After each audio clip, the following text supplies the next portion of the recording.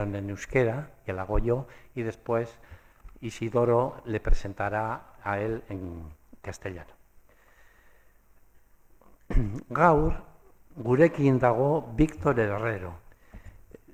Tituloa da ikusten dena ongi ikusi. Begira da fededun baten edertasuna. Víctor Herrero de Miguel Salamancan jaio zen 1980an. Fraide kaputxinoa da, filologia klasikoa egin zuen bere jaioterrian eta eskritura santua Erroman. Eskolak ematen ditu Madrilgo Comillas Universitate Pontifizioan. Hainbat ikerketa argitaratu ditu poeta garaikideei buruz eta hebrear Bibliari buruz. Baita tristeziari buruzko saiakera bat ere, eta irailean bere lehen bertso liburua argitaratuko du. Erromes taldeak eramaten ditu lur santua eta maiz bidaiatzen du izaldiak eta prestakuntza ikastaroak emateko. 2021an 7 hitzen sermoia idatzi eta irakurri zuen Valladolideko katedralean. Berak esan digunez, mendia eta lagunen konpainia maite ditu. Poeta da.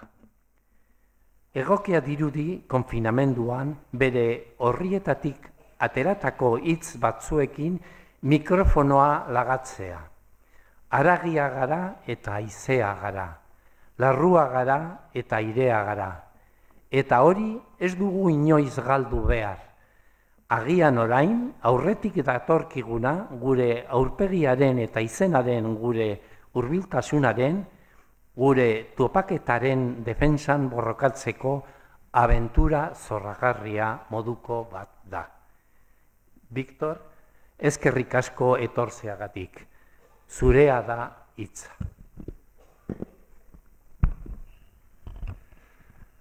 Buenas tardes a todas y a todos. Gracias por vuestra asistencia. Víctor Herrero de Miguel nace en 1980 en Salamanca. Es hermano menor capuchino. Estudió Filología Clásica en la Universidad de Salamanca, Sagrada Escritura en el Pontificio Instituto Bíblico de Roma y tras estancias de investigación en Oxford y en Jerusalén, obtuvo el doctorado en la Universidad Pontificia Comillas de Madrid, con la tesis sobre la poética implícita del libro de Job, publicado por la editorial Verbo Divino con el título Carne escrita en la roca. Es profesor en la Escuela Superior de Estudios Franciscanos de Madrid y colabora en la formación de la Orden de Hermanos Menores Capuchinos, impartiendo cursos de formación bíblica en Jerusalén. Colabora con varias instituciones académicas de América Latina. En 2021 escribió y leyó el Sermón de las 7 Palabras en la Catedral de Valladolid. Ha publicado diversos estudios sobre poetas contemporáneos y sobre la Biblia hebrea. Una recopilación de sus mensajes durante la pandemia, publicado por la Orden Capuchina bajo el título Palabras en el confinamiento, un ensayo sobre la tristeza y en septiembre verá a la luz su primer libro de versos. Acompaña a grupos de peregrinos en Tierra Santa y viaja con frecuencia para impartir charlas y cursos de formación en diferentes enclaves.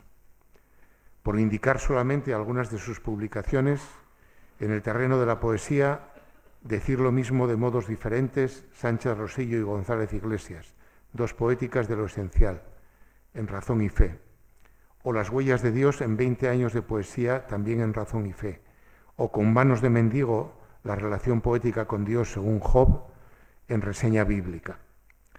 En el terreno religioso, La pequeñez de Belén o La grandeza del corazón humano, en Vida Nueva, o Manuscrito de seda y hierro, 7 miradas desde Jerusalén, también en Vida Nueva.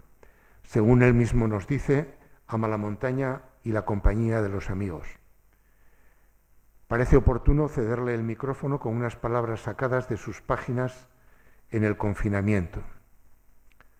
Somos carne y somos viento, somos piel y somos aire. Y eso nunca, nunca tenemos que perderlo. Quizás ahora lo que nos viene por delante es una especie de aventura maravillosa para luchar en la defensa de nuestro rostro y de nuestro nombre, de nuestra proximidad, de nuestra cercanía, de nuestro encuentro. Espero, o no. Bueno, muchas gracias, Víctor. Tuya es la palabra y te esperamos, ¿vale?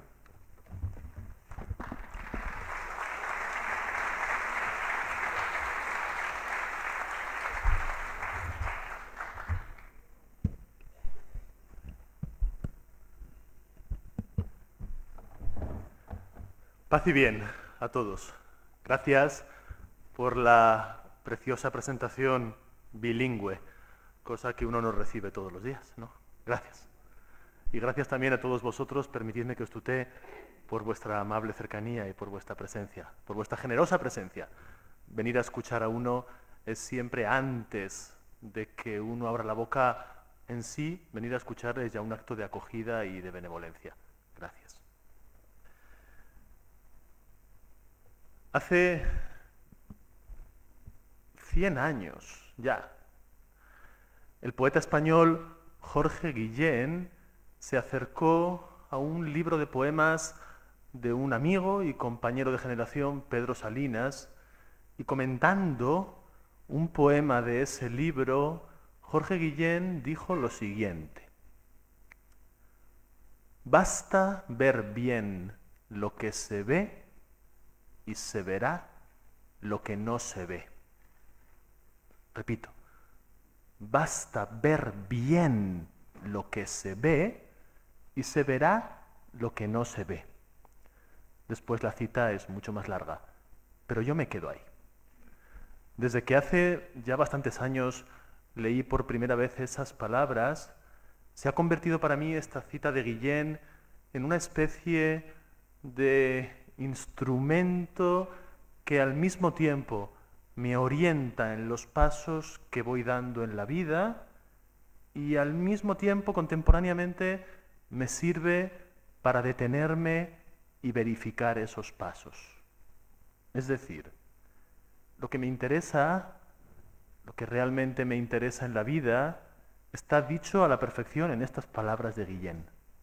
Lo único que quiero, lo que me gustaría estar haciendo en el itinerario de mi existencia es ver bien lo que se ve, para ver lo que no se ve.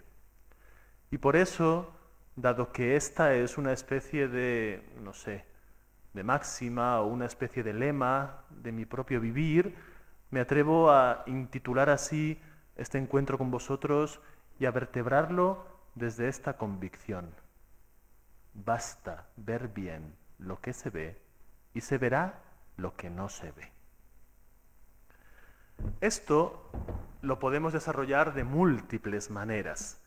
Y una frase así, escrita por un poeta que era a la vez un excelente teórico de la literatura y era a la vez un hombre de una profundidad muy grande como Jorge Guillén, esto vale, de verdad creo, no solamente para el pequeño margen de mi vida, sino que vale, y es lo que me interesa, para que los que estamos aquí en esta tarde de junio nos entendamos un poco y encontremos cierta convergencia en cierta profundidad de nuestra vida.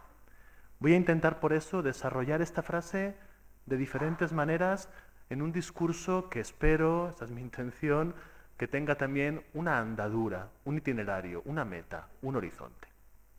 Lo primero, podríamos, fijaos qué pretencioso soy, pero voy a atreverme a formularlo así, podríamos dividir la realidad, si nos ponemos delante de lo real, como el científico se pone delante de su mesa de trabajo, de sus probetas, de sus instrumentos de análisis y de sus objetos analizados, podíamos dividir la realidad en dos categorías que, aunque se formulen separadamente, sin embargo, convergen. Y es lo primero que quiero compartir con vosotros. Estas dos categorías, que solamente de forma nominal son dos, porque en el fondo son una, estas dos categorías las podríamos llamar así. En el reino de lo que existe, en el mundo de lo real, existe por un lado lo real cotidiano, que coincide con lo que Guillén dice lo que se ve, lo que se ve. Es decir, mi rostro, el vuestro, este micrófono, el parquet, el techo y el parque que está ahí fuera. Y todo lo que vemos. Lo real cotidiano. Primera categoría de lo real. Y en segundo lugar, lo real invisible. Lo real invisible. Que corresponde, claro está, entonces, a la segunda parte de la frase de Guillén. Lo que no se ve.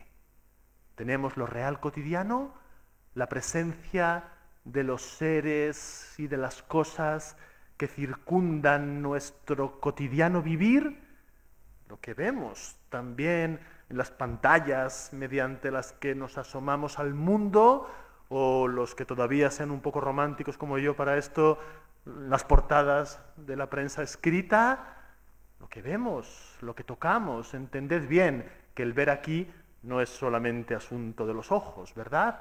Nos referimos a un ver, a un estar en contacto cotidiano real con lo tangible, con lo audible, con lo mensurable, con aquello que los sentidos captan y que somos capaces de decir, esto es, está, ha sido, será. Lo real cotidiano, lo visible. Y después, lo real invisible. Claro, aquí ya empieza la cosa a desvelar sus maravillas. Uno de los grandes errores de la existencia, y voy a formular por primera vez dos palabras a las que haré recurso a partir de ahora, uno de los grandes errores de ciertas vivencias de la espiritualidad o de la religión, uno de los grandes errores consiste precisamente en separar, como si fuesen antinómicas, como si fuesen dos opuestos contrarios, estas dos categorías.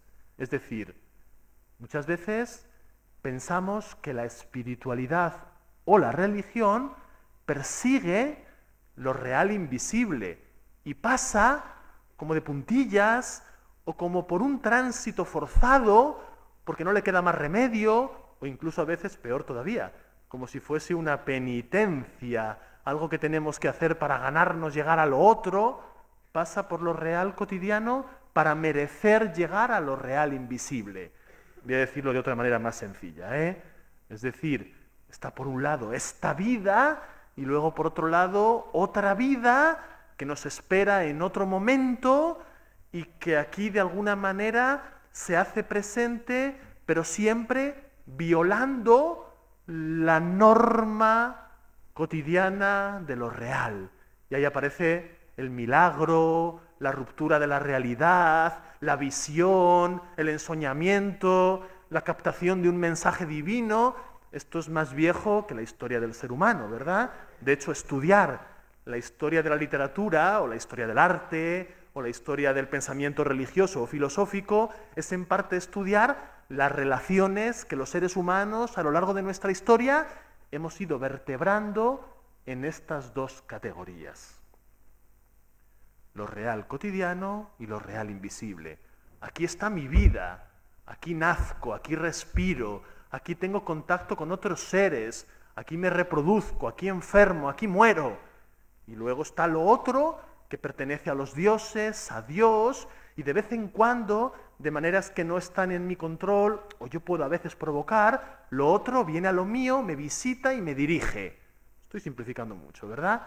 Pero para hacer ver, de una manera, lo sé, muy reducida, pero espero que comprensible, que es muy antiguo este movimiento humano de disociar lo normal y lo maravilloso, lo de todos los días y lo de el otro día, lo del día que vendrá, lo humano y lo divino, los hombres y los dioses, la carne y el espíritu, qué sé yo.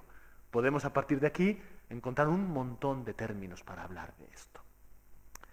Esa es una tendencia, es algo que después, lo he formulado de manera muy general, si nos metiésemos a analizarlo en una tradición cultural o religiosa concreta, la nuestra, para empezar, la tradición cristiana, con 2000 años, más de 2000 años ya de génesis, de historia, y unos precedentes que son muy anteriores en el tiempo, pues veríamos que en el propio cristianismo de 2000 años esto se ha dado, se sigue dando hoy en día, y barrunto que se dará, la disociación.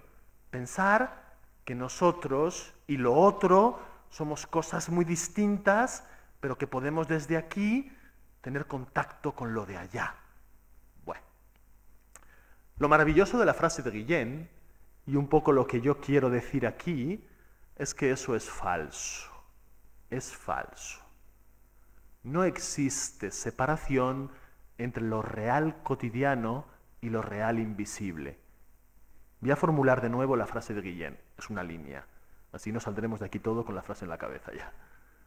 Basta ver bien lo que se ve y se verá lo que no se ve. Basta ver bien lo que se ve y se verá lo que no se ve. Y ahora voy a desvelar la segunda parte de la frase. 2 puntos. El conjunto y su intención, dice Guillén. El conjunto y su intención. Si comprendemos así las cosas, si comprendemos que en el agua que contiene esta botella, que en vuestros rostros, que están a unos metros apenas del mío, que en la flor que está esperándonos en el parque o en lo que nos advendrá, no sabemos qué es, el día de mañana, nosotros vamos a enfrentar siempre estas dos categorías contemporáneamente. Por un lado lo visible, por otro lado lo invisible. Por un lado lo que es posible ser medido y por otro lado el misterio que esta botella de agua, vuestros rostros, el mío, la rosa o el titular del periódico de mañana pone delante de nosotros. Si comprendemos esto, si partimos de esta convicción, si nos agarramos a la esperanza de que esto es posible, entonces estamos orientando nuestras vidas en algo que también muchos seres humanos antes de nosotros, artistas, místicos, poetas, filósofos, personas que se han retirado del mundo para buscar el silencio y la soledad, personas que se han entregado a la miseria del mundo para redimir su dolor, profetas. Entonces, estamos en esa línea nosotros también. Permitidme que aterrice en cierta concreción. No penséis que yo soy tan abstracto como lo he sido hasta ahora. La abstracción va a llegar hasta aquí y ya su dosis cede mi capacidad de ser abstracto también, ¿verdad? Permitidme que ponga delante de vosotros 3 realidades recientes, cotidianas, visibles, en las que yo he podido recientemente asomarme a lo invisible. La primera no tiene ni una semana de historia. Es el cuerpo en coma de un chico de 28 años que ha fallecido el lunes pasado. El jueves pasado, el hijo de unos muy buenos amigos tuvo un accidente de coche acompañado por su novia que le llevó al fallecimiento, precedido por unos días de coma, de muerte cerebral.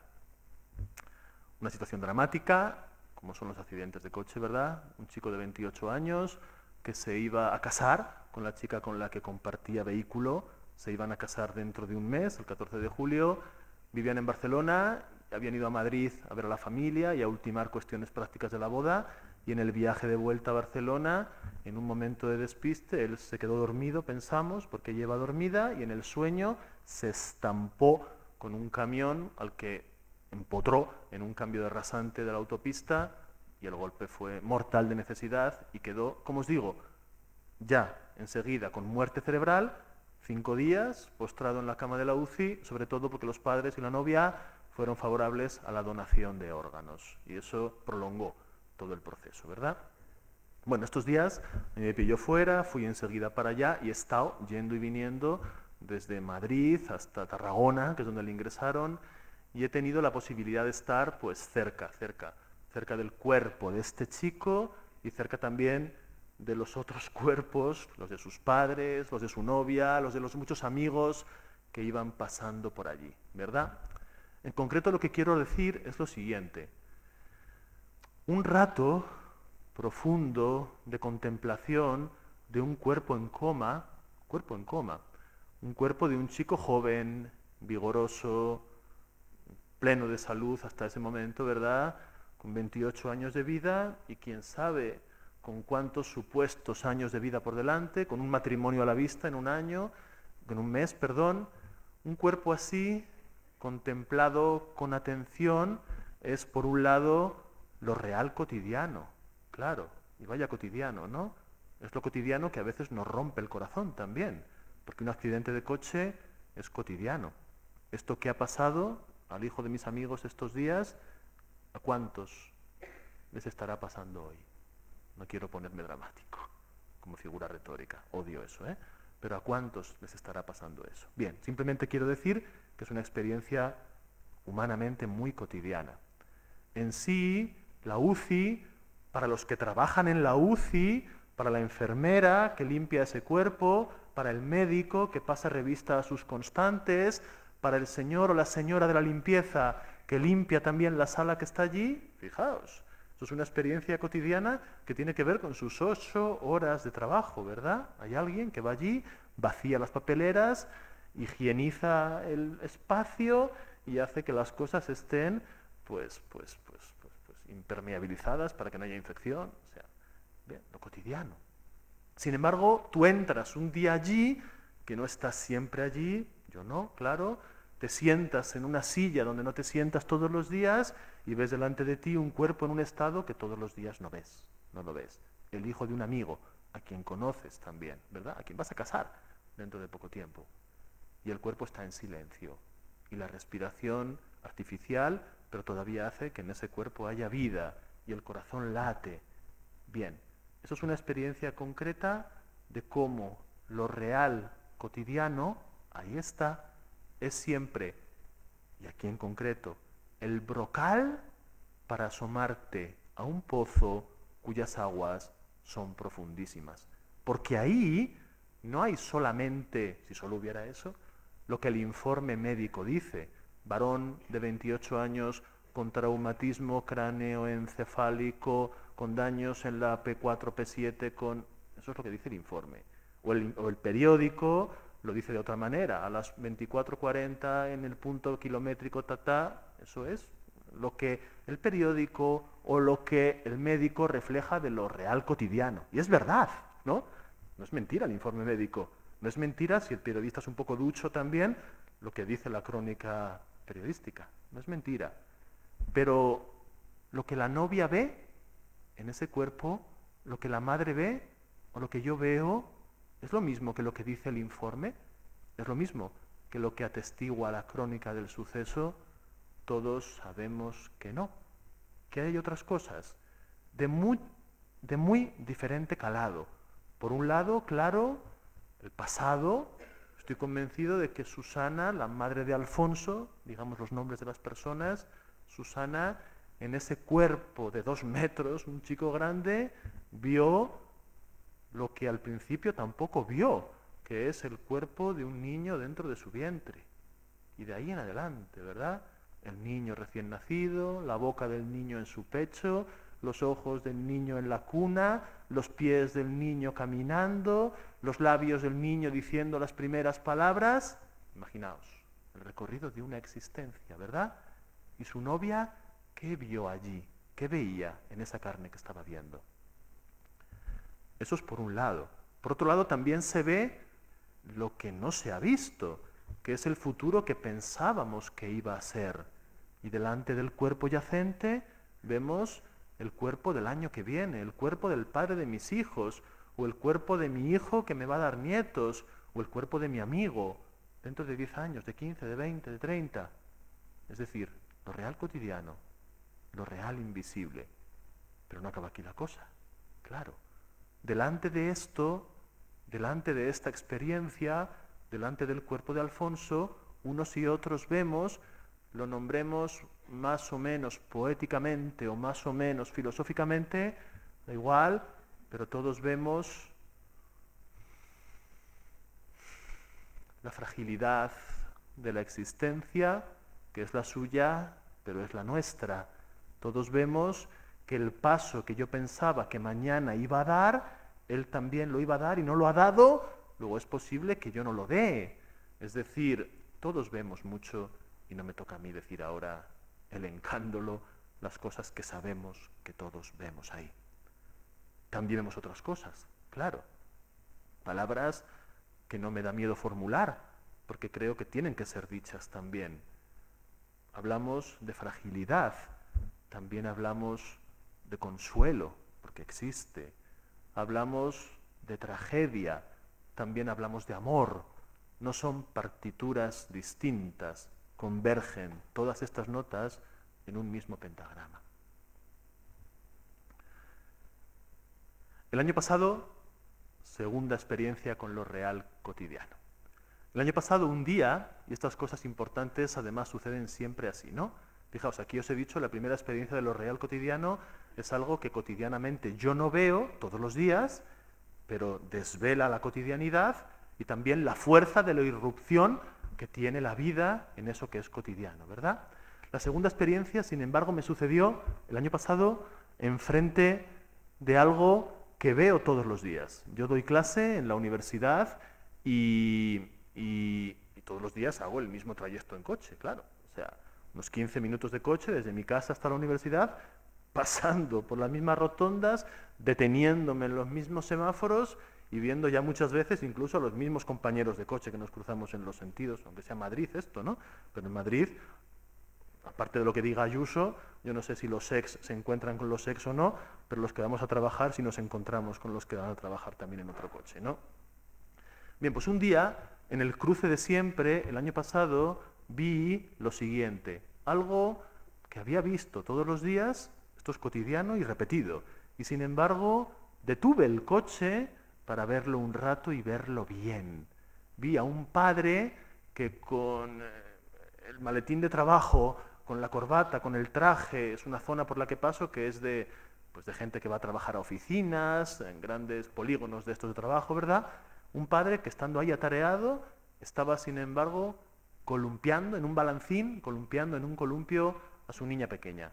Una niña de unos 6, 7 años que estaba además con el pelo suelto y parecía un pajarillo volando en el aire, riéndose, porque el padre la lanzaba, la recogía, la lanzaba, la recogía, la lanzaba, la recogía. Bien, esto es una experiencia de lo real cotidiano, ¿verdad? Un padre que quizás todas las mañanas, porque la niña se encapricha, antes de llevarla al colegio, le pega 4 golpes en el columpio porque es el capricho de su hija. Y la niña que tiene eso también como el pan nuestro de cada día, también la primera alegría de su mañana. Un pajarillo que tiene que volar antes de posarse en el pupitre. Bien, me detuve y mirando eso, escribí de hecho hasta un poemilla después sobre eso, ¿no? Porque es que la cosa es poética en sí. Mirando eso, lo real cotidiano, me di cuenta de lo siguiente. Me di cuenta de que yo, que iba en el coche con la radio puesta, escuchando las noticias, escuchando entonces lo que el presidente de aquí, o el diputado de allá, o el juez de aquí, o el periodista de allá, el futbolista de aquí, el actor de allá, iban diciéndonos acerca de la realidad, me di cuenta de que la irrupción de esa visión en sí, si queréis, insustancial, que cambia la realidad, el hecho de que un padre a las 8 de la mañana columpie a su hija en el columpio al lado de su casa, eso es más importante para la vida, comprendí en ese momento, que todo lo que las noticias del coche me estaban diciendo.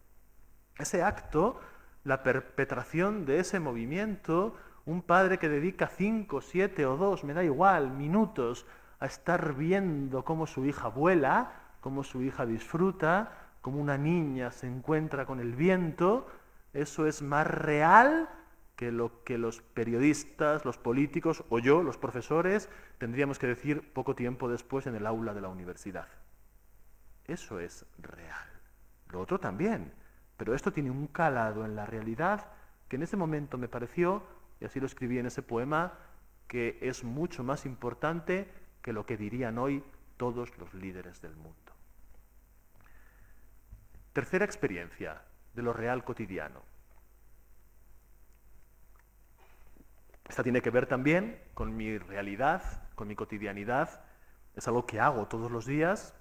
Esto va encalado, ¿eh? El accidente de Alfonso me toca una vez, lo de la niña me tocó una vez por el camino que siempre paso, pero lo vi una vez y ahora voy a poneros el ejemplo experiencial de algo que veo todos los días. Y quiero incidir en esto, en lo de todos los días, ¿no? Y aparte, ¿dónde sucede? Bueno, os pongo en situación. Yo soy un fraile capuchino, y los frailes, entre otras cosas, por las mañanas nos levantamos y vamos a la capilla y rezamos. No sé yo muy bien qué es eso, pero rezamos. Vamos a un sitio que es la capilla y estamos un rato en silencio y luego decimos unos salmos, escuchamos el Evangelio, estamos un rato callados, compartimos. Bueno, lo más interesante de todo eso es ese rato en silencio, ¿verdad? Antes, ese rato en silencio. Y en ese rato en silencio, en la capilla, en mi casa, yo estoy sentado en un lugar, vivo en el monte, en un monte de Madrid. Yo no vivo en Madrid, gracias a Dios, vivo en el monte, fuera de Madrid. Y en el monte estoy rodeado de árboles, de pájaros, de seres vivos y de bondad natural.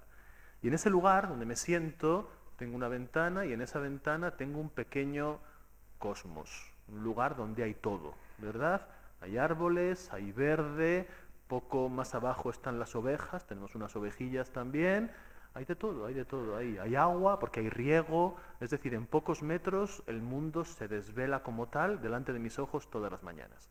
Y todas las mañanas, en silencio, también veo, donde estoy yo, a unos 3 metros más allá de la ventana, hay un parterre donde tenemos, no demasiado cuidadas, pero algunas flores y algunas ramas. Hay unas ramas, quiero centrarme en estas ramas, esto es muy importante, unas ramas, claro, que van cambiando, ¿no?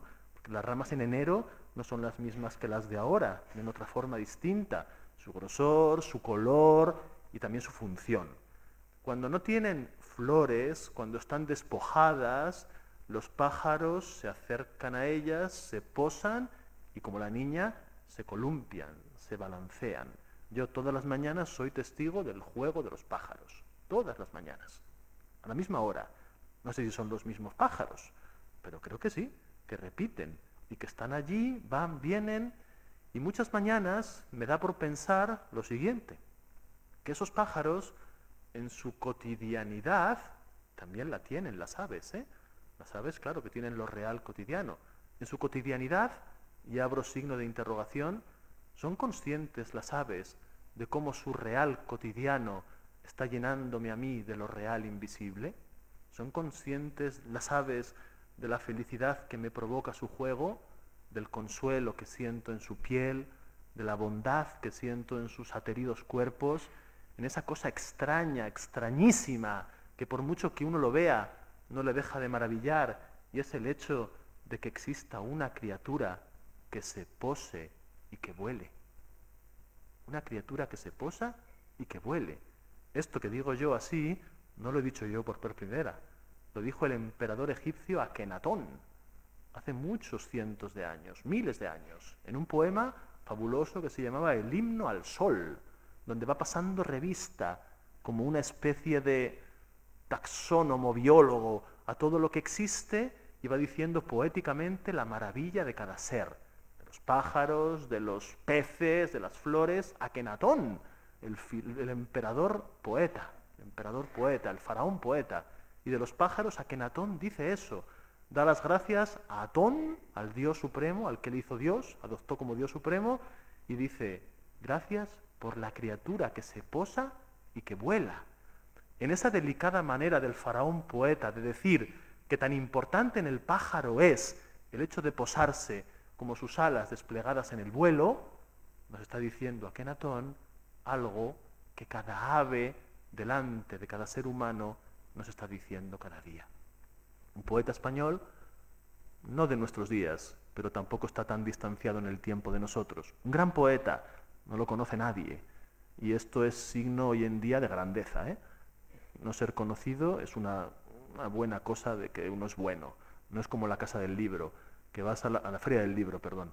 Otro día fui a la Feria del Libro de Madrid y verifico un año más, esto es un pequeño paréntesis, una coda, verifico una vez más algo que no falla. Si tú ves en la Casa del Libro que hay mucha cola, el que está firmando es o un instagramer, o un político acusado de algo, o una, no sé, pop star que ha sacado un disco, un libro refundiendo. Nunca verás a un poeta, a un filósofo, no. Esos están solos mirando a los pájaros que vuelan en el Parque del Retiro. Los otros firman libros, los poetas ven volar pájaros. Bien, que quizás es lo mejor, ¿eh? Lo que tiene que hacer el poeta es dedicarse al vuelo del pájaro y no dedicar libros, mejor. En ese punto, el poeta que os iba a decir, que se llamaba Juan Gil Albert, gran poeta, republicano español, un gran poeta. Juan Gil Albert decía, contemplando a los pájaros, al final de un largo poema, él va hablando del sentido de la vida, muchas cosas, pero se queda mirando el cielo y dice, pero ¿de quién seremos? Es lo que nos dicen los pájaros en el viento. Pero ¿de quién seremos? Es lo que nos dicen los pájaros en el viento. Bien, lo real cotidiano y lo real invisible. Ahí lo dice muy bien Gil Albert. ¿De quién seremos? Yo tengo un PowerPoint aquí que tengo que ir pasando, ¿verdad? Para ver la pantalla. Entonces, todo lo que estoy diciendo puede ser formulado también mediante otras categorías que de manera sencilla me gustaría compartir con vosotros, dando un paso en ser un poquito más explícito. Lo he nombrado una vez, voy a nombrarlo la segunda vez, pero yo aquí estoy hablando de la experiencia religiosa, aunque no esté citando a teólogos, ni no sé qué documento de no sé qué concilio, y no estoy hablando, no, pero yo estoy hablando de religión. Sí, estoy hablando de espiritualidad, estoy hablando de experiencia, voy a decirlo, no tengo miedo, estoy hablando de experiencia de Dios. Para hablar de experiencia de Dios, hay también palabras que tienen que ser dichas, claro. Pueden ser las siguientes, un triángulo. Belleza, simplicidad y frugalidad. Lo bello, lo simple y lo frugal. Creo que son los tres ángulos del triángulo de la experiencia de Dios. ¿Dónde acontece Dios? ¿Cuándo acontece Dios? ¿Dónde captamos la presencia de Dios? ¿Dónde lo real cotidiano nos permite ver la presencia de lo real invisible? ¿Dónde? Donde estas tres cosas coinciden. Belleza, simplicidad y frugalidad. No voy a definir ninguno de estos conceptos. Voy también a intentar compartirlos mediante algunos ejemplos concretos. En este caso, algunas personas. Y permitidme que barra para casa, pero algunos poetas. La primera, una mujer que nunca salió de la casa donde nació, o que apenas salió de la casa de donde nació. Es más, pasó gran parte de su vida encerrada en las paredes de la misma habitación, ¿verdad? Emily Dickinson, la dama blanca.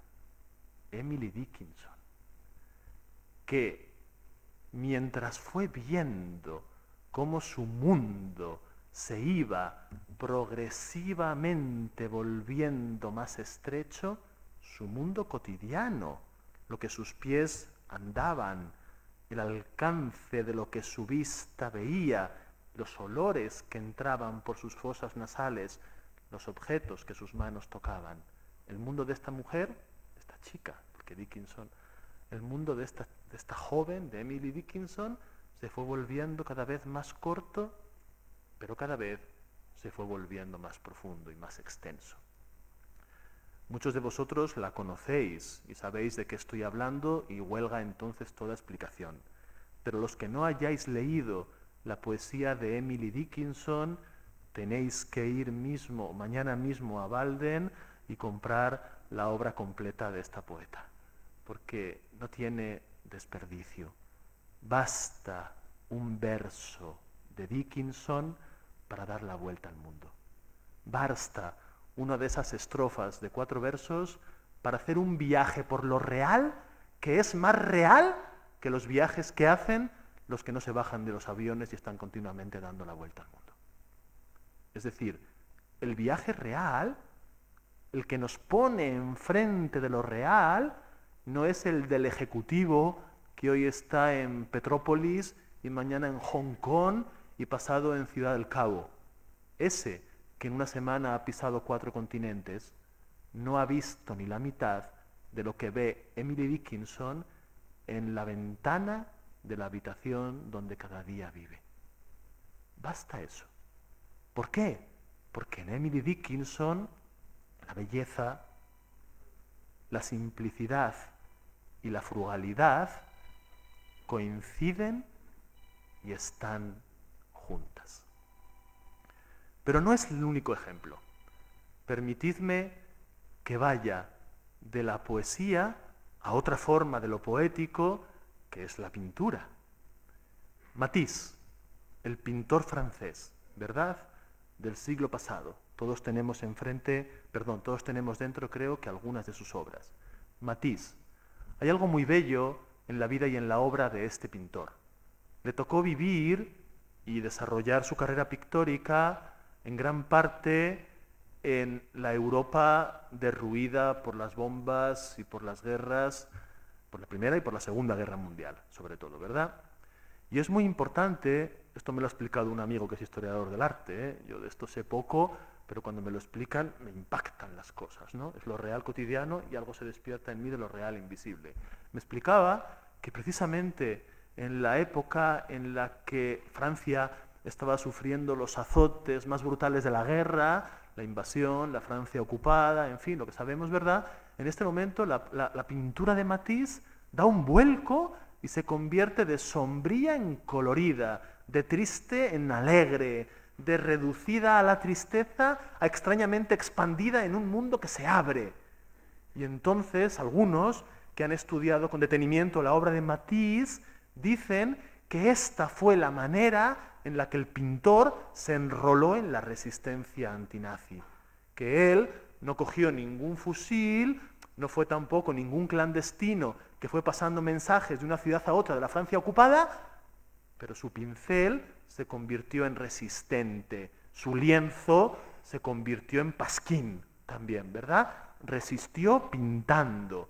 Esa hermosa expresión que un filósofo de nuestros días, buen amigo Josep María Esquirol, llama así la resistencia íntima, la que podemos urdir aunque no estemos en las trincheras, la que está en el alcance de todos aunque aparentemente no tengamos relevancia política ninguna. Y sin embargo, como todos somos sujetos políticos, todos somos sujetos de mensaje, todos somos sujetos de resistencia, todos podemos íntimamente resistir. ¿Lo veis allí? Ahí se ve también lo mismo.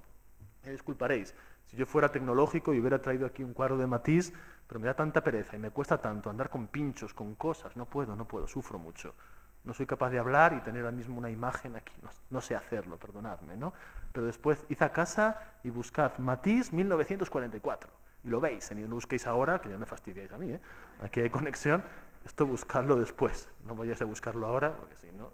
Sabéis que ya dar clase en la universidad es ya estar viendo cómo están viendo lo que tú estás diciendo. Es terrible. Yo que soy un gran mentiroso y hasta ahora me he inventado fechas, relaciones, obras y todo, ahora me pillan a la primera ya, claro. Entonces ya no puedo mentir en clase. ¿Qué sería de Borges cuando escribió su obra, que se inventaba todo, si le hubieran al día siguiente recensionado sus obras diciendo lo que Borges dice es mentira? Por Dios, pues nos hubiéramos perdido al mejor escritor del siglo XX, Jorge Luis Borges, ¿no? El gran impostor, Borges. Bien, lo de Matisse, os decía, es exactamente lo mismo. El mundo se reduce al horror, pero Matisse se abre a la esperanza. Son muchas, ¿eh? Son muchas de uno o de otro ámbito, de la poesía, de la pintura, de la música, pero también, de verdad, de la cotidianidad, lo real cotidiano en lo real invisible. Mi madre falleció el año pasado, después de muchos años de enfermedad, una enfermedad muy cruenta, muy difícil. Y la gran compañera de mi madre, tuvo muchos compañeros, pero la gran compañera de mi madre fue su hermana, mi tía, una mujer muy mayor que estuvo durante muchos años cotidianamente acompañando la enfermedad, los diagnósticos, los tratamientos, las desesperanzas, también las alegrías, la maravillosa alegría que brota solamente donde hay un gran dolor, solamente brota de ahí la maravillosa alegría a veces, no quiero pontificar, a veces. Bien, cuando yo veo ahora la cotidiana experiencia de acompañamiento de mi tía, a mi madre, me doy cuenta de que en la vida estrecha de esta mujer, mi tía no ha salido nunca de España. Yo estoy todos los días en un sitio con el pasaporte poniendo, mi tía ha viajado mucho más que yo sin salir de España. Mi tía no es doctora en teología, yo sí, pero la que es doctora es ella, no yo. Mi tía no es sacerdote, yo sí, pero la que de verdad es pontífice es ella, no yo. Es decir, todo, si lo miramos desde esta perspectiva, lo real cotidiano y lo real invisible nos desvela que lo visible es siempre plataforma de lo real, que no se agota solamente en lo visible. Se trataría en el fondo, me atrevo a formularlo de la siguiente manera. Se trataría, para vivir conforme a estas convicciones, este pequeño credo que estoy formulando, tiene un artículo solo, que es la frase de Guillén, y la vamos desarrollando, ¿no? Se trataría, de intentar urdir una vida, de tratar de vivir una vida en la cual tendríamos que vivir conforme al siguiente dictado.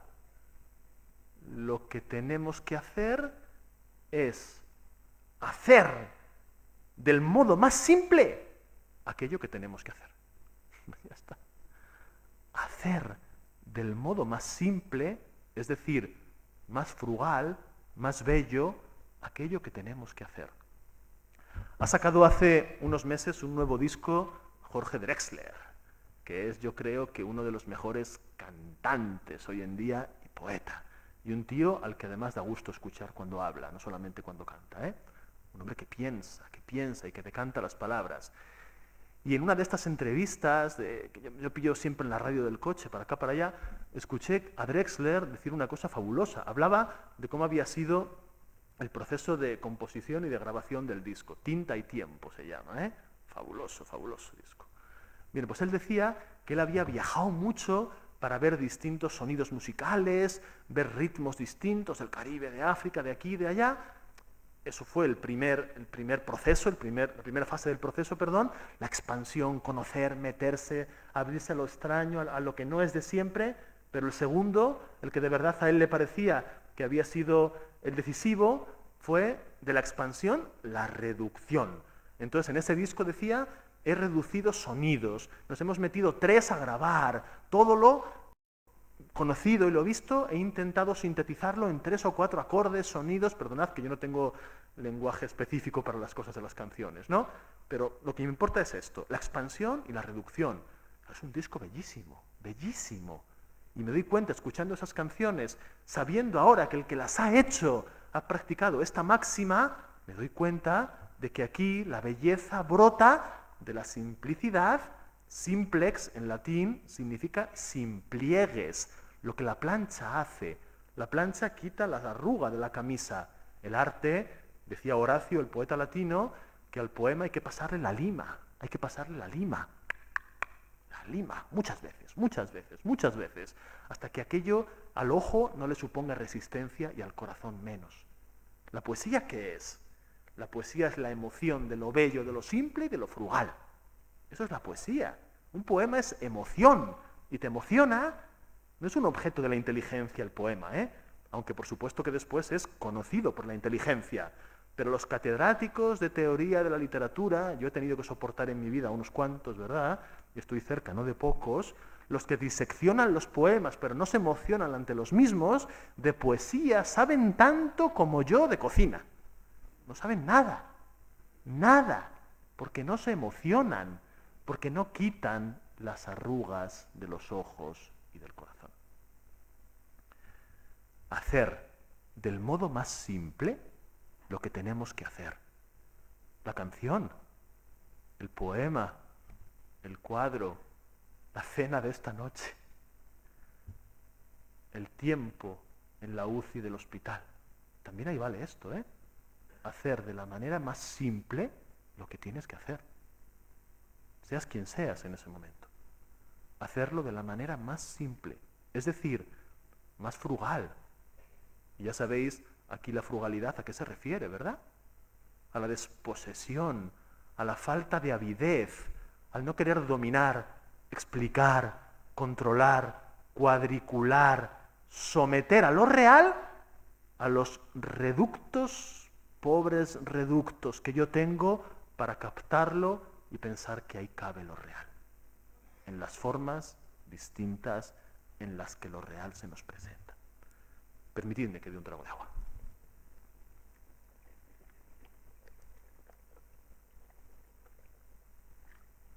Un trago casi de medio litro.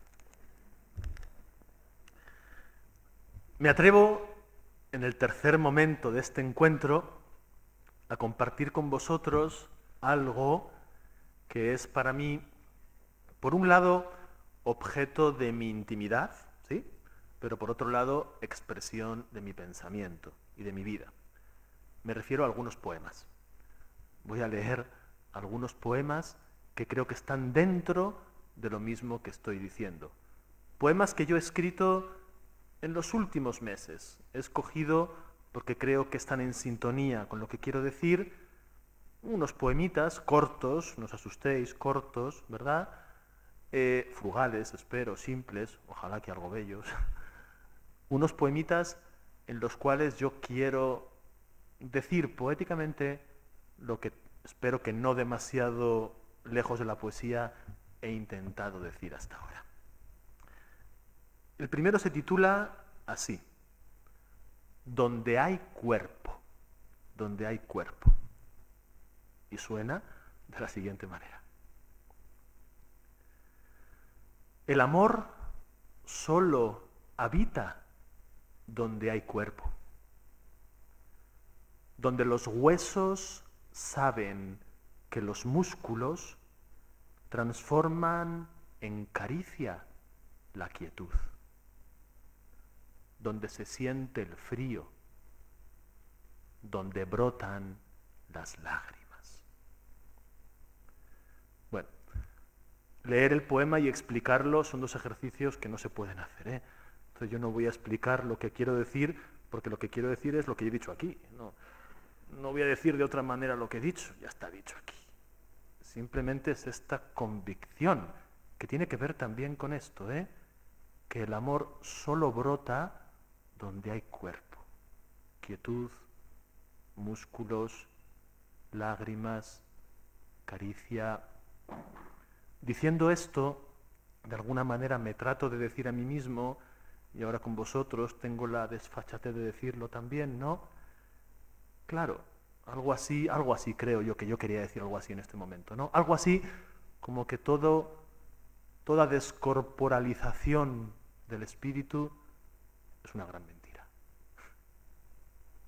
Y no hay que fiarse de quienes no nombran la palabra cuerpo, o de aquellos que no lo tocan, o de aquellos que no saben a qué sabe una lágrima. El segundo se titula En esos días, en esos días. Está escrito, no me propuse hacerlo así, pero más o menos un año después de la muerte de mi madre, y refleja la vivencia de unos meses muy intensos que, voy a hacer publicidad de un libro mío, venga, que en ese librito que vende Dani ahí fuera, ¿verdad?, que se llama Tristeza, pues yo intento explicar también ahí, ¿no?, cómo fue el descubrimiento de lo real invisible en la cotidiana realidad de la enfermedad y de la muerte de mi madre, ¿no? Bien, un año después yo escribo este poemita que suena así. Creo que no está mal del todo este poema, ¿eh? Suena así. Dice: En esos días claros en que todo conducía hacia el centro de la vida, todo iba muy despacio. La fruta de mis manos a tu boca, en tu espalda el aceite y las pomadas, la nueva primavera. En esos días antes de tu muerte, todo era lento y limpio. Y es que todo se había acompasado con el ritmo del alma. Bueno, fijaos aquí, es un poco lo mismo de antes, pero sin darme cuenta dicho de otra manera, ¿no?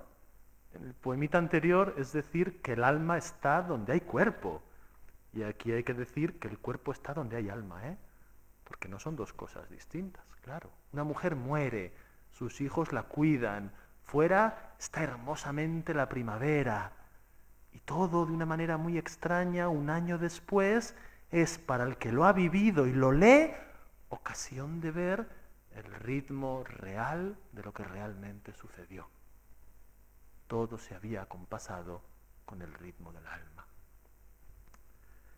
El tercer poema, que lo escribí hace, nada, un par de semanas. Esto lo escribí en la capilla esa en la que voy por las mañanas y veo a los pájaros allí que están, ¿no? En ese sitio. Se titula así: ¿Qué milagro es mayor? Signo de interrogación, ¿no? ¿Qué milagro es mayor? Me pregunto a mí mismo. Y dice así: sucede poco a poco, pero estallan a la vez en el cielo y en los labios el alba y la palabra que la nombra. ¿Qué milagro es mayor? Pregunta al petirrojo. Él propaga la luz y la hace música. Bueno, pues aquí es un poco lo mismo, ¿no? Pero con los pájaros, que ya veis que son compañeros de mi vida, los pájaros, ¿no? Viendo cómo viven los pájaros, veo yo un poco algo que de mí mismo no veo cuando me trato de mirar. No me veo, pero veo a los pájaros y sí veo, ¿no? Y en el pájaro yo veo que hay una feliz coincidencia ingenua entre aquello que el pájaro habita, sin darse cuenta de que lo habita, y aquello que el pájaro es. El pájaro canta, el pájaro coge la miga, el pájaro viene a visitarnos, no lo sabe, pero está propagando la luz. Está haciendo que el milagro sea... Y entonces, viendo yo un poco lo que el pájaro hace, me pregunto si algo de esto no nos pasará a nosotros felizmente sin darnos cuenta también, ¿no? Que hay no pocos momentos de nuestros días en que no nos damos cuenta, pero vivimos como aves, como pájaros. También cantamos como los pájaros, sin darnos cuenta de que estamos amando, pero cantamos. Bueno, el siguiente poemita se titula así: Lenguaje sin palabras. Lenguaje sin palabras, que es el más interesante, ¿no? Y suena así: me asomo a la ventana de la vida desde el cristal más limpio, el de los seres con que comparto el mundo. Las branquias de las truchas, las alas del vencejo, el tallo de la flor. Lenguaje sin palabras, su presencia es evangelio puro que susurra. La inquietud no termina en la quietud. El corazón descansa tan solo en el encuentro. Bueno, pues aquí es lo mismo. Veis que todos los poemas dicen lo mismo con otras palabras, ¿no? Pero es la misma sensación, cada vez para mí más agradecidamente descubierta, de que la realidad está cada día desplegando delante de mis ojos un evangelio de bondad. Y esto lo dice alguien que creo que no desdice otras cosas que ha visto. El dolor, el drama, el abuso, la tragedia, no. Creo que concilio con los ojos y con la palabra la existencia de una y de otra cosa. Y me atrevo a decir esto, que la presencia pura de los seres es evangelio que susurra. Evangelio que susurra. San Francisco diría, pues, que la realidad es un claustro, que el hermano menor está siempre en el convento, porque ¿qué hay que no sea sagrado? Dicen de San Francisco que no podía ver que ninguna página de ningún libro estuviese tirada en el suelo, decían los biógrafos, ¿no? Porque en cualquiera de esas páginas, componiéndose entre ellas, se podría escribir el nombre de Dios o el nombre de Jesús. Y entonces Francisco no permitía que se pisara el nombre de Dios. Eso no es ninguna excentricidad, aunque nos parezca así. Es expresión de un poco, perdónenme la comparación, de un poco lo mismo que yo quiero decir aquí o que he sentido aquí, ¿no? Que eso que decimos después, que es lo sagrado y acontece en lo que llamamos templo, iglesia, mezquita, sinagoga, capilla, qué sé yo, eso sucede delante de la trucha, delante del vencejo o delante de la flor. Bueno, va acabando. Es que tengo que tirar de poemas porque Isidoro me ha dicho que tengo que hablar mucho. Entonces digo, bueno, aquí tiro de poemas, claro. No, lo hago con convicción también de que con la poesía digo de mí lo que de otra manera no soy capaz de decir de una manera por lo menos más limpia, más limpia. Ya perdonaréis, que os esté sometiendo a esta pequeña tortura poética. Pero bueno, dura poco y consolaos. ¿Cuándo será la próxima vez que encontraréis a uno de Madrid, Salamanca, yo no soy de Madrid, a uno de Salamanca que viene aquí con sus poemas? Tardarán siglos. Nunca más sucederá. Así que es una tortura, un hapax, una vez en la vida y ya está, ¿no? Hapax es griego, una palabrita que dice una vez y nunca más. Pues esto es así, ¿no? Bueno, este poema de ahora tiene que ver con lo que dentro de poco pasará, que nos iremos de aquí y nos iremos a la cama. Cenaremos antes, ¿no? Cenaremos antes, tomaremos un vaso de vino, pero después nos iremos a la cama. Y bien, este poema va cuando uno se mete en la cama. Se titula así, Al que se maravilla, al que se maravilla. Y suena de la siguiente forma. Al que al llegar la noche repasa los prodigios que el día le ha dejado y se mete en el sueño sin temor, al que se maravilla porque el agua moje otra vez sus labios, ¿qué poema es capaz de sorprenderle? Esto es, ¿no? Es decir, el poema es eso. Esto no es un poema. Esto es una cosa que está aquí, que yo pongo, pues, precisamente, ¿por qué escribimos poemas? ¿Por qué? Qué cosa rara, ¿eh? Hay en hojas.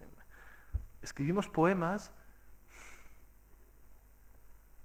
porque mendigamos lo real, porque somos mendigos y estamos con la vacinilla extendida y de vez en cuando somos capaces de percibir la moneda que hay ahí, ¿no? Cae una moneda y yo, miserable de mí, escucho que cae y claro, si la cae la recojo. He estado años y años sordo a esas monedas, como un idiota, sin darme cuenta de que esas monedas estaban en mi mano. Y ya no más, ya no más.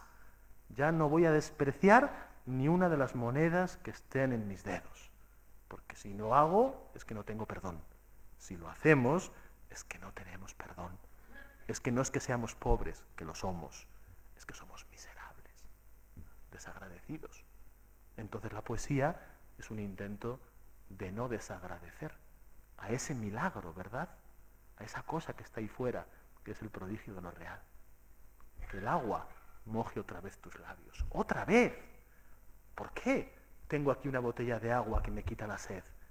¿Por qué mi cabeza descansará hoy en la blandura de la almohada? ¿Por qué?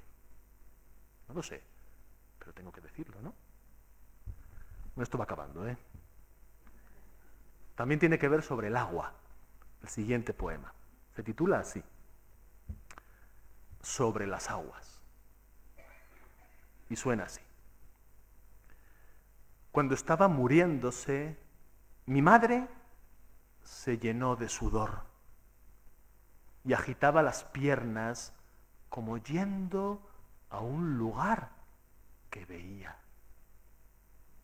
Entonces no lo supe, pero ahora lo comprendo claramente. Su piel era evangelio y nos decía que amar es caminar sobre las aguas.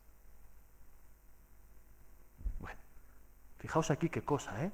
También así lo real cotidiano nos hace ver lo real invisible. Yo fui testigo, yo fui el que secó ese sudor.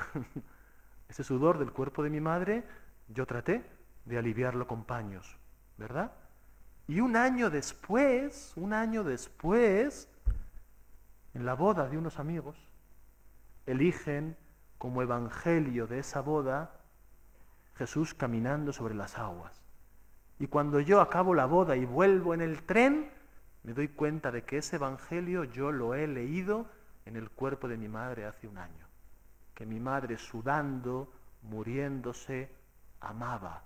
Y que esa agua no era solamente sudor, era el lago de Galilea. Y que estaba caminando sobre las aguas. Y claro, y lo que es más, que amar es caminar sobre las aguas. Dos más, venga.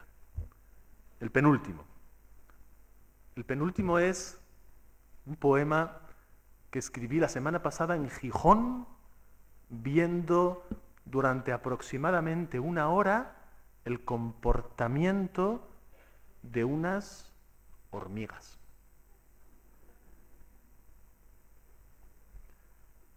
Y suena así. El mayor secreto.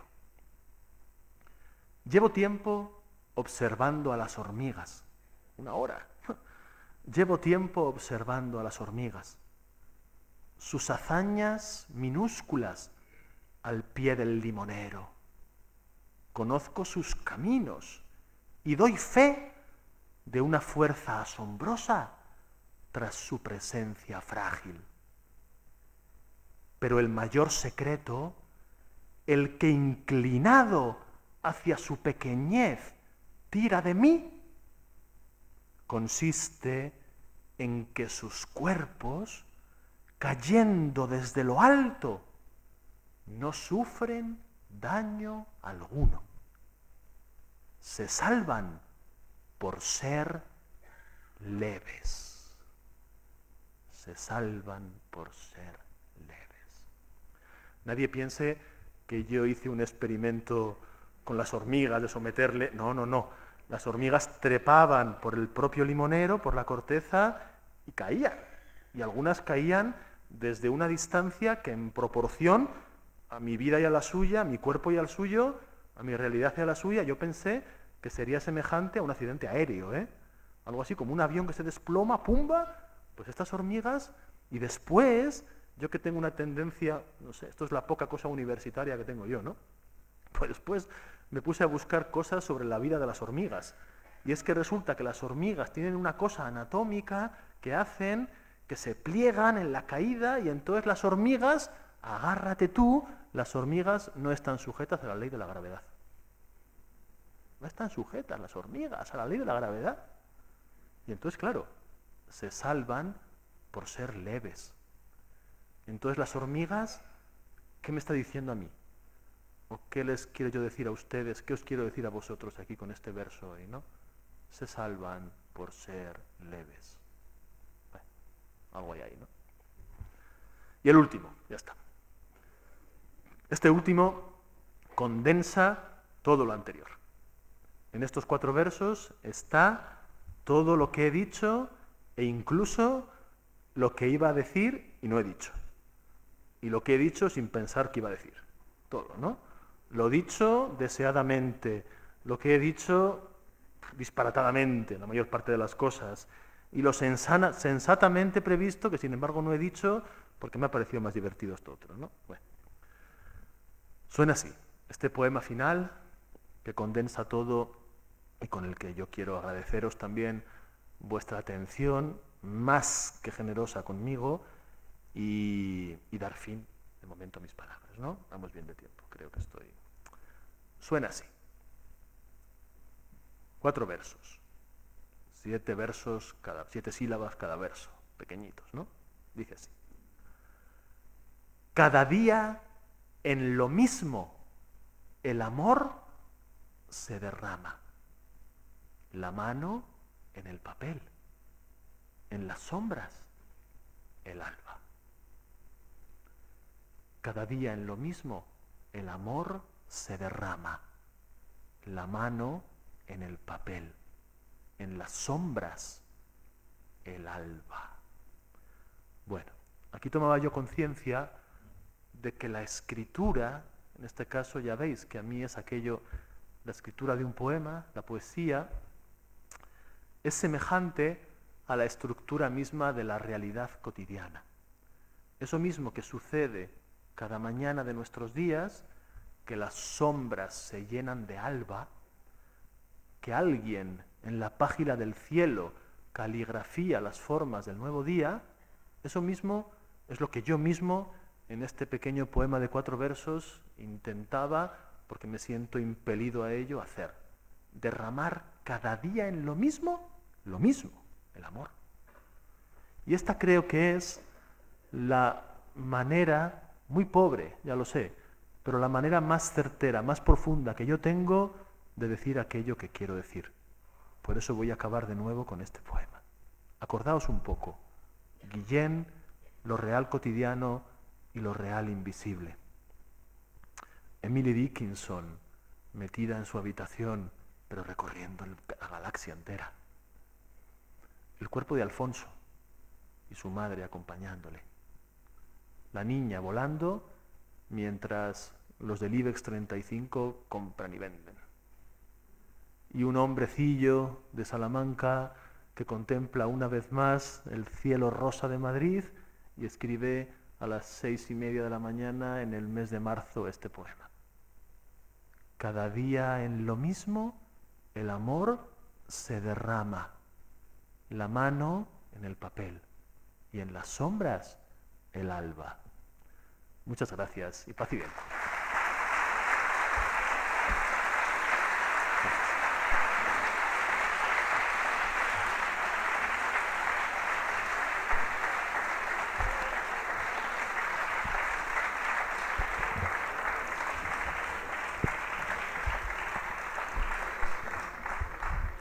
Bueno, Víctor, muchas gracias. Es difícil en estos momentos no sentir que por aquí vuelan tus petirrojos, ¿no? Y los mirlos de Bobén, ¿vale?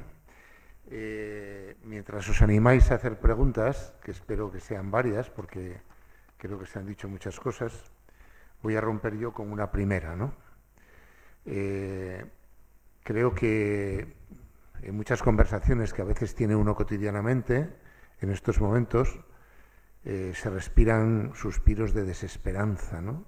De falta de esperanza. Por eso yo quería referirme a un poeta que tú conoces, que admiras, que aprecias además, y que es tu amigo, ¿no? Y que comienza uno de sus poemas diciendo: nuestras imperfecciones nos hacen merecedores de amor. No sé si estás de acuerdo o no, y si lo estás, ¿qué nos pasa para que nos enfurezcamos tanto con las imperfecciones de los demás y no tanto con las nuestras, ¿no? ¿Puede ser la poesía un trampolín para la esperanza? Contesta. No. Bueno, voy a empezar por lo último, por la última de las preguntas de una serie de preguntas que has formulado, ¿no? Bueno, ese verso es de uno de los mejores poetas de España, de Juan Antonio González Iglesias.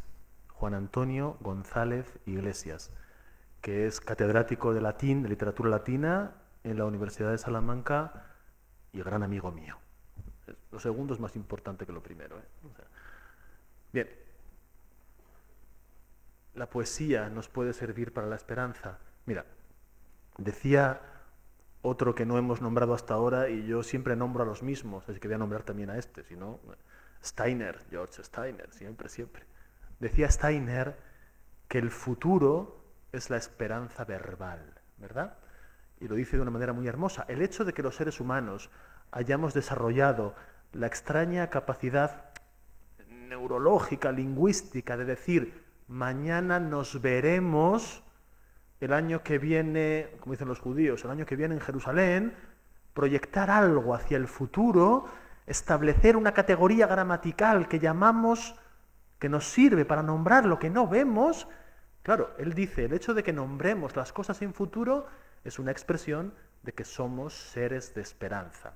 Si el lenguaje es en sí revelador de la capacidad humana de generar esperanza, la poesía es el epítome de esa capacidad. Es decir, porque la poesía es puro futuro. Leer a Homero, leer a Virgilio, no es leer lo que los griegos escribieron sobre la guerra de Troya o sobre la caída de Troya y cómo va buscando Eneas un nuevo lugar. Leer a cualquier poeta, miraos, esto lo dijo muy bien otro poeta, Pepe Hierro. Pepe Hierro dijo, la poesía consiste en curar con heridas, la poesía consiste en curar con palabras nuevas heridas antiguas. Y al revés, curar con palabras antiguas, Homero, Virgilio, Quevedo, quien sea, heridas de ahora. Luego la poesía, lo dijo Celaya, ¿no? Es un arma cargada de futuro. Claro que lo es, claro que lo es. La poesía es solo futuro, aunque mire al pasado más pasado. Yo soy profesor de literatura hebrea. Tiene tela la cosa, ¿eh? Me pongo ahí a explicar el Cantar de los Cantares, el libro de Job, los Salmos, el rey David, toda esta gente, madre mía, ¿no? Convencido cada vez más de que en esos versos está el futuro esperándonos. Luego, claro, lo segundo, ¿no? Lo primero, nuestras imperfecciones nos hacen merecedores de amor. Sí, claro, entre otras cosas, porque nos hacen sujetos capaces de la poesía. ¿Qué entendemos por el amor y por la imperfección? Donde no hubiera, es decir, lo contrario del amor es la idolatría. Es la idolatría. Y uno es idólatra ante algo que es perfecto. Ante algo que es perfecto. Ante un objeto, ante una máquina de Coca-Cola. Es decir, el otro convertido en aquello que yo necesito que el otro sea. Aunque le diga te amo, no le amo, le idolatro.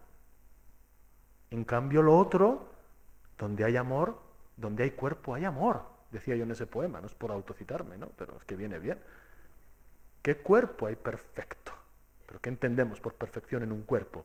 ¿Qué entendemos por perfección en una vida? Claro que nos hace merecedores de amor. De ahí brota el amor. Maravillosamente brota de ahí. ¿No? Yo creo que sí, sí. También, sí. ¿Alguna pregunta por ahí? ¿Alguien se anima? ¿Se puede levantar la mano? Roberto tiene un micrófono y lo acerca. No muerde, ¿eh?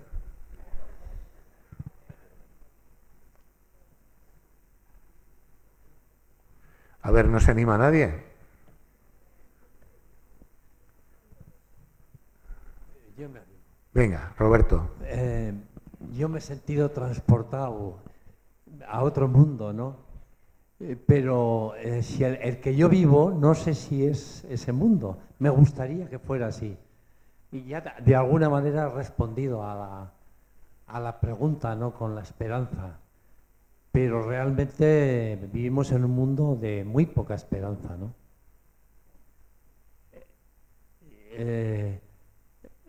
Desde mi edad ya, pues no veo mucho arreglo, veo que las cosas van para atrás. Y me parece maravilloso que lo que he oído esta noche, la normalidad, ser felices con lo normal, con la frugalidad, con el amor, con tal. Pero coges la prensa esta mañana y es que es un montón de líos, ¿no? Oyes la radio y es otro montón de líos. Y le oyes a los políticos hablar por ahí y entonces es como otro mundo, ¿no? Bueno, esa es la reflexión que se me ha ocurrido. Cuando te he escuchado eso del periódico, me he acordado de una frase de Borges, la mejor definición de qué es un periódico, pero ahora esto vale no para el periódico, ¿no? Para las redes sociales, para el Twitter, para todas estas cosas, ¿no? Borges decía que el periódico es un museo de minucias efímeras. Decía Borges. Ojo con esto, ¿eh? No estoy despreciando la realidad. Nadie piense, dice Juan Antonio González Iglesias en un poema precioso que se titula Los que se oponen obstinadamente. Madre mía, qué poema, ¿no? Los que se oponen obstinadamente son aquellos que pudiendo hacer ciertas cosas no las hacen, que pudiendo llegar a ciertos sitios no quieren llegar, que pudiendo ir deprisa van despacio, que pudiendo, porque tienen capacidad, Pudiendo tener un gran altavoz, eligen sin embargo el susurro. Y acaba el poema diciendo, estoy glosando, no me acuerdo de memoria, ¿no? Pero acaba el poema diciendo, nadie piensen que son seres que habitan en el pasado, viven enamorados de futuro, pero han elegido ir no por el camino más corto. Han elegido el camino más interesante. Vamos a ver, yo soy quien soy. Yo no soy un politólogo ni un periodista. Yo he venido en el tren hoy con Iñaki Gabilondo. Pues Iñaki Gabilondo, al que respeto y admiro, evidentemente que aquí pues no hablaría de Emily Dickinson. O sí, porque lo leerá, ¿no? También, no está dicho que no lo lea. Pero es que lo que yo he dicho creo que no es otro mundo, ¿eh? No es otro mundo. Mira, si hacemos el ejercicio de leer los versos de Homero hoy y como lo leyeron sus contemporáneos, y si hacemos el ejercicio de leer, nos metemos en una hemeroteca, es decir, vamos a poner una balanza, y en una balanza ponemos dos platos, y en un plato ponemos toda la prensa escrita en lo que llevamos del siglo XXI, y en el otro plato ponemos, no sé, la escena de la Ilíada en la que Príamo conversa con Aquiles, siendo testigo el cadáver de su hijo muerto, Héctor. Pongamos aquí toda la prensa, todo lo que se ha dicho. ¿Qué digo el siglo XXI? Todo lo que se dirá de aquí hasta el día 23 de julio, elecciones generales. Lo que se dirá de aquí un mes y pico, ¿no? Y pongamos ese verso de Homero, esos versos de Homero, 10 versos, la escena, 10 versos de Homero. ¿Qué es más real? ¿Qué es más real? ¿Dónde hay más esperanza? Porque ahí, en ese pasaje de Homero, lo que pasa es que no lo leemos. Es que no lo leemos. No lo leemos. Y nos han dejado, nos engañamos, nos han engañado.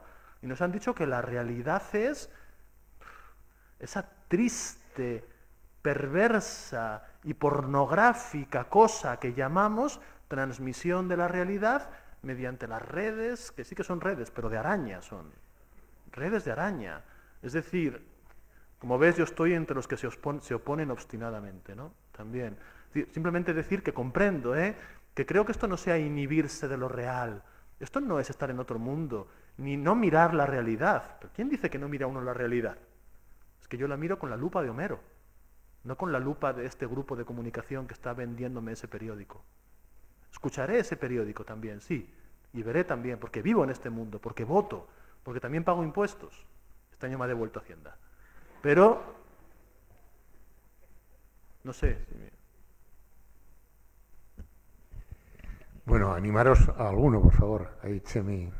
De todas formas, si me permites, hilando una cosa antes, Chemi, con esto anterior, cuando hablamos de esperanza y de desesperanza, yo creo que ninguno de los que estamos aquí creo que seamos ni propietarios de un gran medio de comunicación, ni de poderes totalitarios, ¿no? Entonces quiero decir que todos somos desposeídos en mayor o menor grado, ¿no? Y a todos nos quitan alguna ilusión cada día, ¿no? Pero lo que uno asimila, vive leyendo, y sobre todo leyendo poesía, eso no te lo quita nadie. Es de las cosas que nadie nos va a quitar el placer de leer lo que pone un poema y lo que tú te imaginas que quiere decir, ¿no? Esa vivencia no te la puede quitar nadie. Hay un poema también de González de Iglesias, creo que se titula Leer. Evidentemente, que habla de una señora que ha elegido leer, ¿no? Y dice, eso no se lo van a quitar, ha elegido la mejor parte, ¿no? Perdona. Chemi. Sí, al principio creo que has comentado que la capacidad de ver lo que no se ve, has dicho 2 o 3 veces espiritualidad o religión. Y así dicho, pues parece que están al mismo nivel y sin embargo quería que profundizaras un poco si puedes, porque conozco mucha gente que está en la religión, que parece que de espiritualidad y de ver lo que no se ve no ve nada, y sin embargo cada vez veo mucha más gente que ha dejado la religión y sin embargo sigue viendo lo que no se ve y también le llama espiritualidad. Entonces, no sé, ¿es lo mismo, no es lo mismo para ti?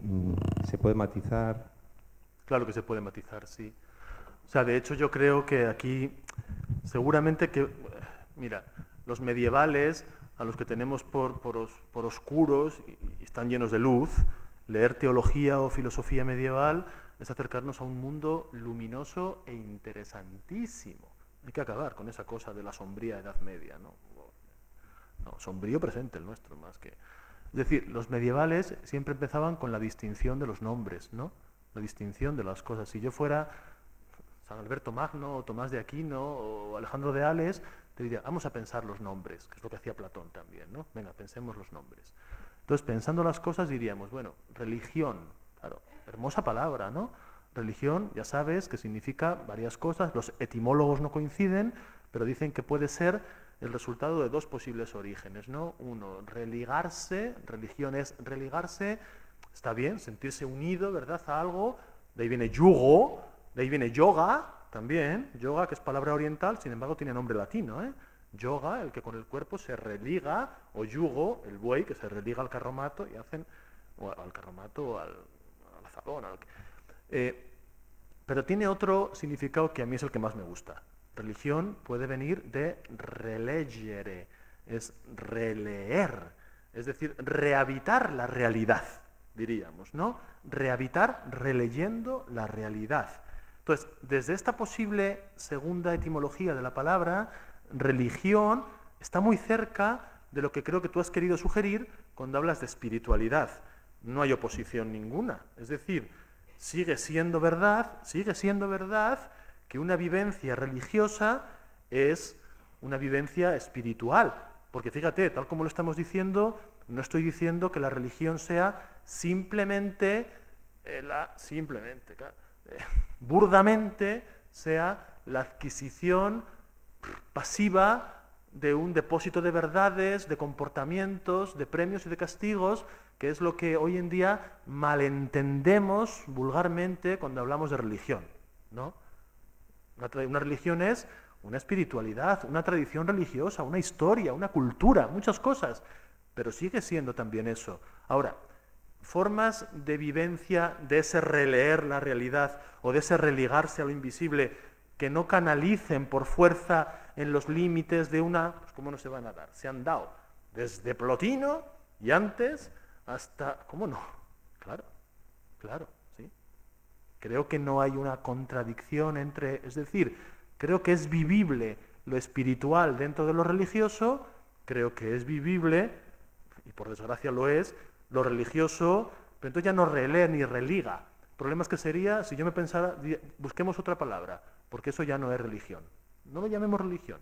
Si no hay espiritualidad, no hay religión. Busquemos otra palabra. Otra cosa, llamémoslo de otra cosa, ¿no? Pues ser follower de qué sé yo quién, o no sé. Una palabra en inglés que es mejor. Una cosa por ahí, ¿no? Algo así. Bueno, tenemos 10 minutos, un cuarto de hora. No se anima nadie. Roberto, ahí, una persona.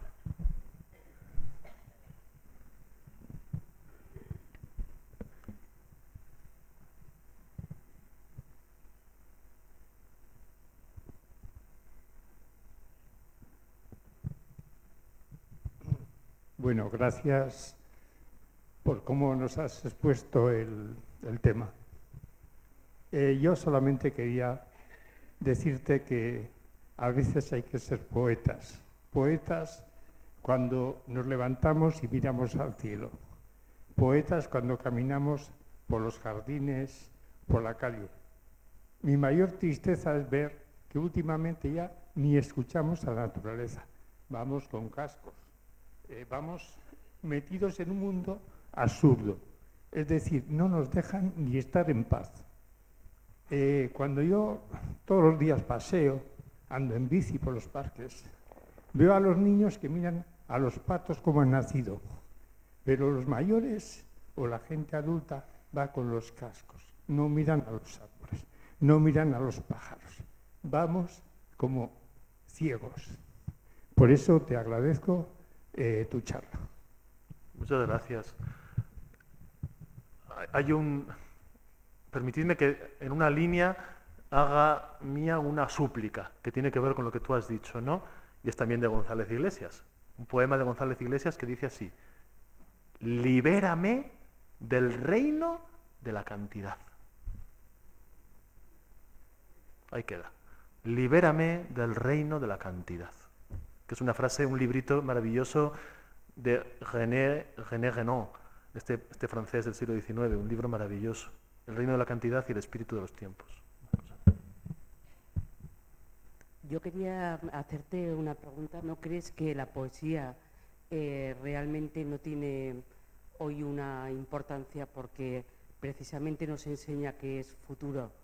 Y hoy vivimos en el carpe diem. Parece que si no vives en el momento, solamente estás acabado.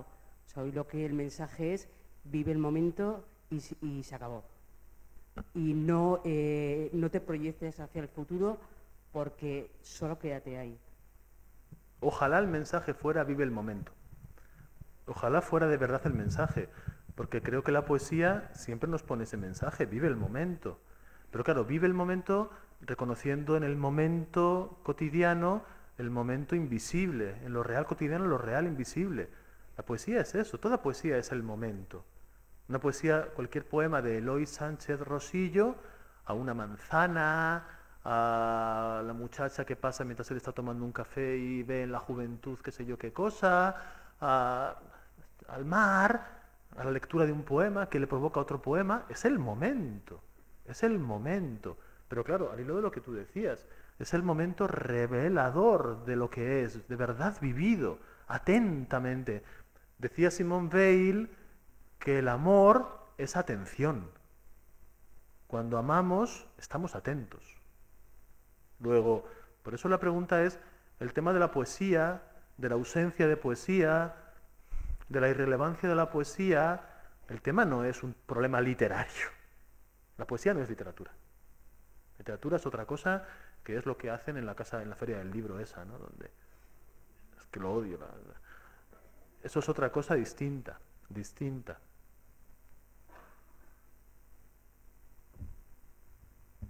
¿Alguien más? Sí, por ahí. Roberto.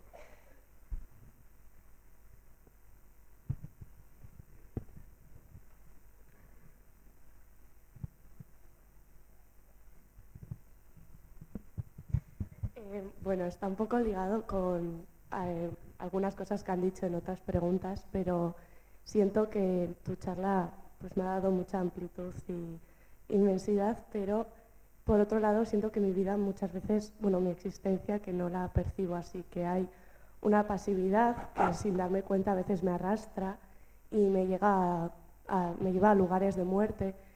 Y siento que también el mundo que tengo alrededor, las construcciones muchas veces están hechas para llevarme precisamente a esos lugares de muerte, ¿no? Pues por ejemplo de las redes sociales y así. Y entonces mi pregunta, bueno, son dos, que es cómo mantenerse en esa profundidad, en esa amplitud, y si crees que todo el mundo puede mantenerse ahí. Mil gracias por lo que dices. Mira, voy a empezar por lo último. Sí, claramente sí. Todo el mundo, todo el mundo, todo el mundo. Y sin ser yo aquí dueño de un recetario, no tengo aquí, te voy a poner la receta para que esos lugares no te... Mira, a esos lugares vas tú y voy yo también, ¿eh?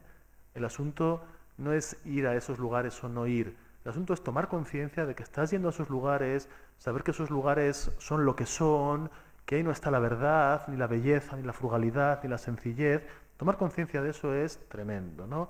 Porque la enajenación puede llegar a unos límites en los que uno no sabe ya ni qué suelo pisa. Y eso pasa, vaya que sí pasa, ¿no? Pero mira, 3 cosas que a mí me ayudan. Te voy a responder de verdad porque la pregunta que has hecho me la hago yo. Es mía, es mía. Es mi inquietud, es mi inquietud. Mira, te voy a responder con 3 títulos de 3 libros que te invito a que leas. ¿Vale? 3 títulos de 3 libros, del mismo autor, Josep María Esquirol, profesor de filosofía de Barcelona, a lo mejor te suena, que están publicados en Acantilado, ¿verdad? Acantilado dicen que es el boletín oficial de las musas, ¿no? Ahí las musas se pronuncian en esa editorial ahora, también hay otras, ¿no? Pero Acantilado es una de ellas. Bien, no trabajo yo para Acantilado, ¿eh? Nadie piensa que me dan aquí un bizu una hora, ¿no?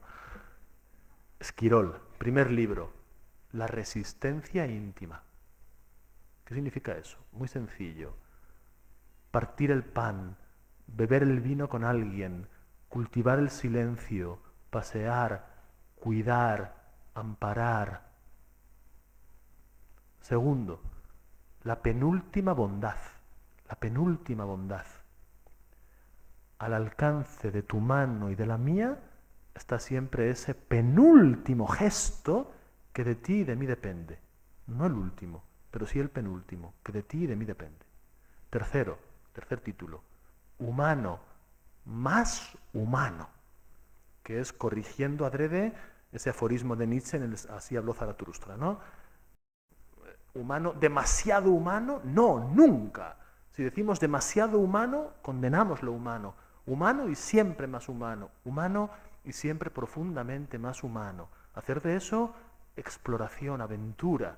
Decía Plotino, un filósofo de los primeros siglos de nuestra era, siglo IV, decía Plotino que aquí estamos, eso después lo ha dicho también Unamuno de otra manera y lo ha dicho Simone Weil también, y que aquí estamos, decía Plotino, para labrar la mejor estatua de nosotros mismos que podamos labrar.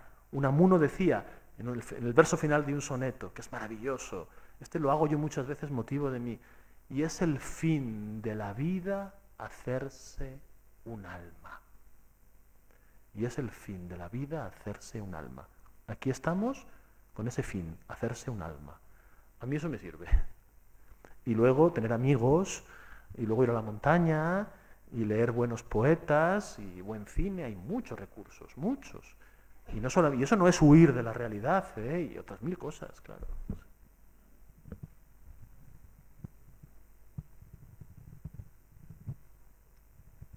Sí. Gracias, primero, por insuflarnos un aire fresco en esta sociedad que realmente nos corroe y nos arrastra. Yo no sabría ahora mismo cómo diseccionar toda tu charla, porque aunque va dirigida en el mismo sentido, se compone de muchos factores.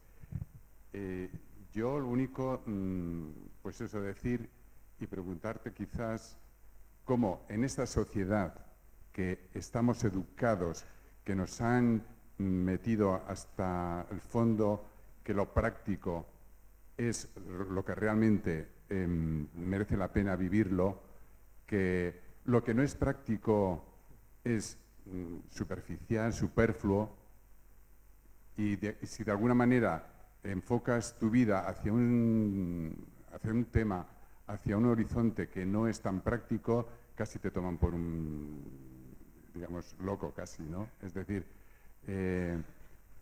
y claro, ¿cómo narices salir de ahí? Yo entiendo que tu idea es realmente meterte en el mundo poético, leer algo diferente, algo que te eleva. Claro, pero ¿cómo salir de ahí, ¿no? Un poco de esta rastriedad de la sociedad que tenemos, ¿no? Bueno, yo, en primer lugar, no estoy aquí diciendo que haya que leer poesía. Hay que leerla, pero lo más importante que estoy diciendo no es que haya que leer poesía. Estoy diciéndolo, pero no es lo más importante que quiero decir. Que haya que leer a estos poetas, amigos, y a Homero, hay que leerlo, pero no es lo más importante que quiero decir. Lo que quiero decir es que hay que vivir, que estamos aquí para vivir. Estamos aquí misteriosamente para vivir, ¿no? Y entonces hay que tomar conciencia de que estamos aquí para vivir, y entonces habrá que preguntarse, como aquí varios que estamos hablando, nos lo estamos preguntando, ¿no? Y estamos expresando una inquietud, un deseo, y en el fondo lo que estamos expresando es una posibilidad que vemos real. Lo vemos real. Oye, que no estamos como aquellos de la caverna en la República, ataos, y no estamos en esa situación. Tenemos al alcance de nuestra mano muchas cosas, y de hecho esas cosas muchas veces las tenemos en nuestra mano y las compartimos. O sea, oye, no sé si yo vivo en una sociedad distinta, pero yo tengo buenos amigos con los que voy al teatro en Madrid, paseo, hablo cuando estoy triste, vienen a verme, no sé, es decir, tan malo es el mundo, estamos sometidos siempre a la cotidiana presencia de Melistófeles que nos están, no sé, somos Margarita y los otros son el diablo, todos. Yo creo que no, que hay que ver lo que ya vemos. Esto es el punto. Abre los ojos y ve, pero velo ya, que ya lo tienes. Que no tienes que ver una cosa, que ya está ahí. Mira en derredor. Mira. Por ahí se empieza, yo creo, por convencernos, porque uno de los mensajes también es que todo es malo y triste y feo y vamos a la ruina y todos esos augures de desastres, ¿no? De Asteris y Obelix que tienen ahí. Los romanos nos vencerán, nunca les vencieron. Dos preguntas más. A ver, yo soy un correlilla corriente y moliente, luego de poesía no tengo mucha idea. Pero me estaba acordando ahora de que creo que hay por ahí un libro que habla de la voz de mi amada, en la que habla de la amada que espera en el lago salado que el amante hinque la lanza en el lago. Eso está escrito creo que hace bastantes cientos y cientos de años.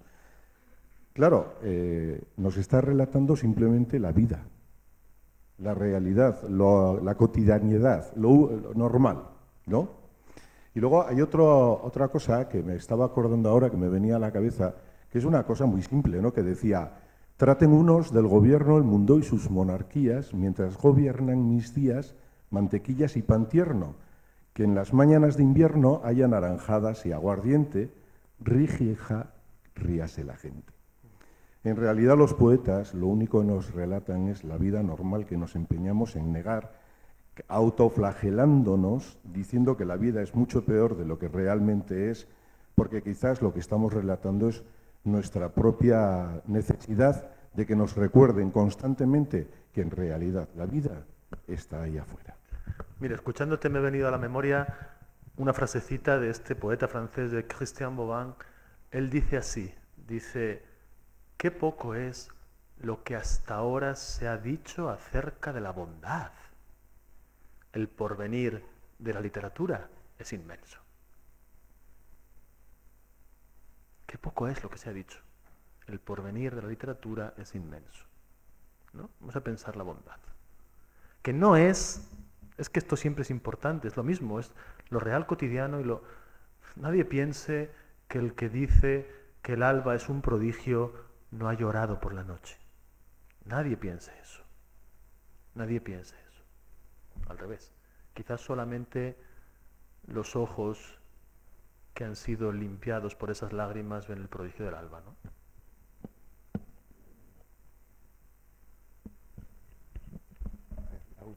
La última pregunta, por favor.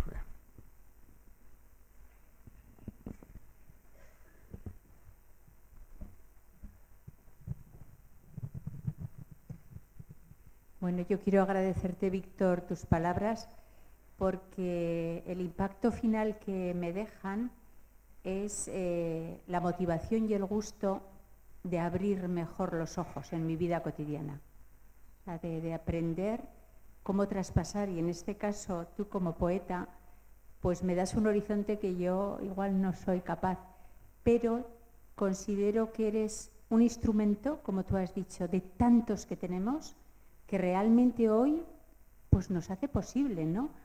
Que hay manos que nos abrís un horizonte. Yo te lo agradezco muchísimo y a mí me deja esta motivación final, ¿no? Para salir de aquí mirando más al fondo eso que no se ve, para ver si soy capaz de ver un poco más. Así que muchas gracias. Gracias a ti. Mira, permítame que diga, porque es que no me resisto, porque es... Una cosita solo, una cosita. Permitidme, que es muy bonito esto que me he acordado ahora, y es al hilo de lo que tú has dicho, ¿no? Otro poeta francés, Henri Pichet, él dice que la poesía, lo más parecido a la poesía, no es una persona en un papel escribiendo un soneto, esto bien. Lo más parecido a la poesía es un pintor que está en una estancia vacía silbando mientras blanquea las paredes de una habitación. O las manos de una muchacha que están tendiendo en el jardín las sábanas para que se oreen en el viento. Eso es la poesía. Esto un poco también, pero eso otro. Y en eso imagínate cuántas cosas más, ¿no? O sea, Bueno.